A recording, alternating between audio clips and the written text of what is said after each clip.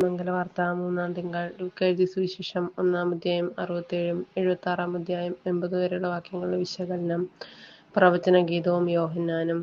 പഴയ നിയമത്തിലെ മലാഖി പ്രവാചകൻ കഴിഞ്ഞാൽ 400 വർഷത്തെ ഇടവേളയ്ക്ക് ശേഷം ഉദയം ചെയ്ത ഒരു പ്രവാചകനായിട്ടാണ് സ്നാപകയോഹന്നാന്റെ ജനം കണ്ടിരുന്നത്. അവരുടെ കണ്ണിൽ അവർ ഏലിയായെപ്പോലെ ശക്തനായ ഒരു പ്രവാചകനായിരുന്നു. അവനാകട്ടെ കാത്തിരുന്നവന്റെ ചെരുപ്പിന്റെ വാറഴിക്കാൻ പോലും താൻ യോഗ്യനല്ല എന്നാണ് സ്വയം ഏറ്റു പറഞ്ഞത്. ശക്തനായ അവന്റെ പാത നേരെയാക്കുക മാത്രമാണ് തന്റെ ദൗത്യമെന്നും. എന്നാൽ യേശു പറഞ്ഞത് സ്ത്രീകളിൽ നിന്ന് ജനിച്ചവരിൽ ഏറ്റവും വലിയവനാണ് യോഹന്നാൻ എന്നാണ്.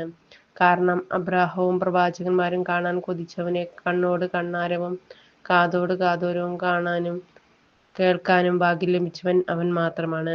മനുഷ്യനായി പിറന്ന ദൈവത്തിന്റെ ചാർച്ചയിൽപ്പെട്ട ഏറ്റവും അടുത്ത ജ്യേഷ്ഠ സഹോദരനുമാണ്. ഗർഭാവസ്ഥ മുതൽ വളർച്ചയുടെ ഓരോ പടവിലും പരിശുദ്ധാത്മാവിന്റെ ആവാസത്താൽ ശക്തി പ്രാപിച്ചവനാണ്. വഴിയൊരുക്കത്തിന്റെയും ഭാഗമായി ലോകവ്യാപാരങ്ങളിൽ മയങ്ങാതെ താപസ ജീവിതം ഏറ്റെടുത്ത് മരുഭൂമിയിൽ ഒരുക്ക ശുശ്രൂഷ നടത്തിയവനാണ്. ജീവത്യാഗത്തിന് മുമ്പിലും മനസ്സിടറാതെ പ്രവാചക ദൗത്യം പൂർത്തീകരിച്ചവനാണ്.